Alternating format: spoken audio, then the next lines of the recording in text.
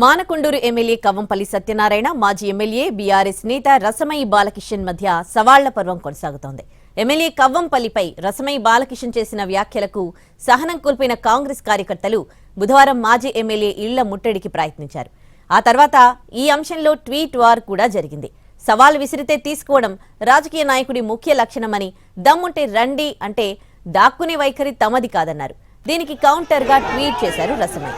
హైదరాబాద్ లో దాక్కున్నది నువ్వే అంటూ కవ్వంపల్లిపై ఫైర్ అయ్యారు. రైతుల తరపున ప్రశ్నించినందుకు దాడి చేశారా అని ప్రశ్నించారు. దమ్ముంటే రా తేల్చుకుందామని సవాల్ విసిరారు. రసమయి విసిరిన సవాల్ కి ఎమ్మెల్యే కవ్వంపల్లి కౌంటర్ ఇచ్చారు. ప్రజల మధ్యన ఎవరున్నారు, ఫామ్ హౌస్ లో ఎవరున్నారు అనేది ప్రజలకు తెలుసన్నారు.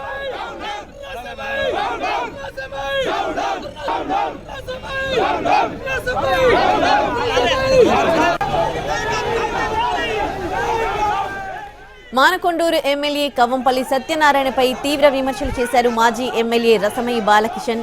సీఎం రిలీఫ్ ఫండ్ లో భారీగా అక్రమాలు చేస్తున్నారని ఆరోపిస్తున్నారు. కవ్వంపల్లి అక్రమాలు, అవినీతిపై అధికారులకు కాంగ్రెస్ ఇన్ఛార్జ్ మీనాక్షి నటరాజన్ కి కూడా ఫిర్యాదు చేస్తానని చెబుతున్నారు. మండలానికి షాడో ఎమ్మెల్యే తయారై ప్రజలను పీడిస్తున్నారని అంటున్న రసమయి బాలకిషన్ తో మా ప్రతినిధి Bhaskar face to face. Manakondur politics heat ఎక్కాయి. ఎమ్మెల్యే వర్సెస్ మాజీ ఎమ్మెల్యే అన్నట్టుగా గత 4 రోజులుగా ఒక హీట్ పాలిటిక్స్ అయితే నడుస్తా ఉన్నాయి. మానకొండూరు మాజీ ఎమ్మెల్యే రసమయి బాలకిషన్ ఉన్నారు. ఆయన అడిగి తెలుసుకుందాం. అసలు ఈ ఆరోపణలకు ప్రత్యారోపణలకు అసలు కారణాలు ఏంటి, మూలం ఎక్కడుందో అది తెలుసుకునే ప్రయత్నం చేద్దాం. రసమయి గారు నమస్తే. అసలు ఏంటి ఆరోపణలు, ఎందుకోసం ఎమ్మెల్యే మీద పడ్డారు మీరు? అది వాళ్ళు ఆరోపణలు అంటారు, మేమేమో వాస్తవాలను పెట్టినాం. ఎందుకంటే మానకొండూరు నియోజకవర్గంలో మీరు గత కొన్ని రోజులుగా చూస్తూ ఉన్నారు. ముఖ్యంగా నేను ఎమ్మెల్యేగా ఉన్నప్పుడే చాలా మంది సీఎం రిలీఫ్ ఫండ్ అప్లై చేసుకుని ఉన్నారు. అవి ఇప్పుడు కొన్ని వస్తూ ఉంటే చాలా రోజులుగా అసలు 10 నెలలు పెండింగ్ అయిపోయినాయి. 7 నెలలు అయినాయి, 8 నెలలు అవుతున్నాయి, సంవత్సర కాలంగా. అన్న మేము అప్పుడు అప్లై చేసుకున్నాం కదా, మరి మా చెక్కులు రాలేదు, మరి ఏమైందని చెప్పేసి మా దగ్గరికి వచ్చినప్పుడు మా బియ్యాన్ని పెట్టి మొత్తం ఎన్ని చెక్కులు రిలీజ్ అయిపోయినాయి అని చెప్పేసి మేము మొత్తం లిస్ట్ తీయడం జరిగినది. చాలా చెక్కులు వచ్చినాయి, వచ్చి అసలు డ్రా అయిపోయినాయి. మామూలుగా చాలా మందికి చెక్కులు రాలేదని వీళ్ళు అనుకుంటున్నారు. అవి ఎప్పుడో డబ్బులు డ్రా అయిపోయినాయి. అసలు చెక్కులు ఎట్లా డ్రా అయిపోయినాయి అని చెప్పేసి మేము దాన్ని పూర్తి స్థాయిలో విచారణ చేసినప్పుడు ఇలా కొంతమంది ఏం చేశారంటే, కవ్వంపల్లి గారు ఉన్నప్పుడు ప్రస్తుత ఎమ్మెల్యే గారి ఆఫీసు నుంచి ఒక మనిషిని పెట్టుకొని కొంతమంది మండలానికి కొంతమంది ఏజెంట్లు ఉన్నారు. అంటే ఆ మండలానికి సంబంధించిన చెక్కులు తీసుకొని పోవడము. అయితే గతంలోనేమో పూర్తి చెక్కులు అనేటి ప్రభుత్వం ఇస్తుంది, పకడ్బందీగా ఉంటుంది. బ్యాంకు కూడా చాలా 1-2 సార్లు చూస్తూ ఉంటది. బ్యాంకులో కూడా అంత ఈజీగా చెక్కులు డ్రా చేసుకోవడం? నేను అక్కడే చెప్పబోతున్నా.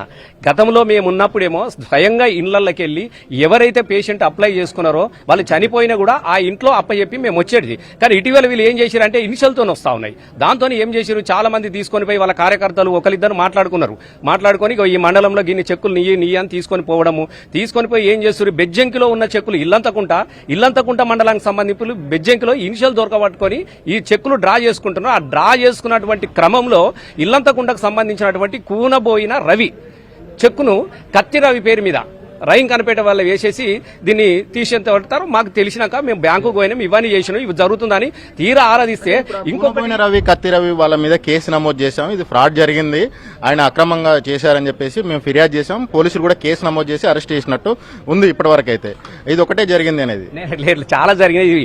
వాళ్ళు చేయలేదు, మేమే తీసి చెప్పినాము, మేమే పలాని చెక్కులు ఆగమైపోయినాయని మేము చెప్పినాం. అట్లాగే మొన్న లింగు శ్రీనివాస్ అనేది చనిపోయింది. ఆయన చనిపోతే వల్లం పట్ల ఆయన తీసుకొచ్చి బెజ్జంకి దగ్గర ఉన్నటువంటి లక్కశ్రీని పేరు మీద డ్రా చేసిరు, ఫోన్ పే కొట్టుకున్నారు. ఇంకా చాలా చెక్కులు ఉన్నాయి, మీకు ఎవిడెన్స్ తో. నేను ఏంటంటే ఒక చెక్కుల కోసమైన కాదు, చాలా చెక్కులు ఇట్లా అయిపోయినాయి. ఒక వ్యక్తిగత విమర్శల స్థాయికి ఇద్దరు నేతలు కూడా, ఆయన ఉన్నత విద్యావంతుడు డాక్టర్, మీరు ఉన్నత విద్యావంతుడు టీచర్ గా పనిచేశారు, ఎమ్మెల్యేగా పనిచేశారు. ఒక వ్యక్తిగత స్థాయికి ఆ రోగం ఉంది, ఈ రోగం ఉందనే స్థాయికి వ్యక్తిగత స్థాయిలకు విమర్శలు అనేవి సోషల్ మీడియాలో వైరల్ అవుతుంది. ఆయన విమర్శిస్తారు తప్ప నేను చదువుకున్న వాడిని, నేను సంస్కారం ఉన్నవాడిని, నేను ఎప్పుడు వ్యక్తిగత నాకు అవసరం. ఇప్పుడు ఈ సీఎం రిలీఫ్ ఫండ్ అనేది నా వ్యక్తిగతమైనది కాదు కదనే, నా నియోజకవర్గం యొక్క పేద ప్రజల యొక్క హక్కు అది.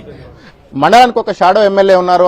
ఆయన అవినీతి అక్రమాలపైన ఖచ్చితంగా మేము విచారణ దర్యాప్తు సంస్థలకు మేము కంప్లైంట్ చేయబోతున్నాం అని చెప్పేసి మాజీ ఎమ్మెల్యే రసమయి బాలకిషన్ అంటున్నారు. కెమెరా పర్సన్ సంపత్తో కలిసి భాస్కర్, ఎన్టీవీ, మానకొండూరు నుంచి.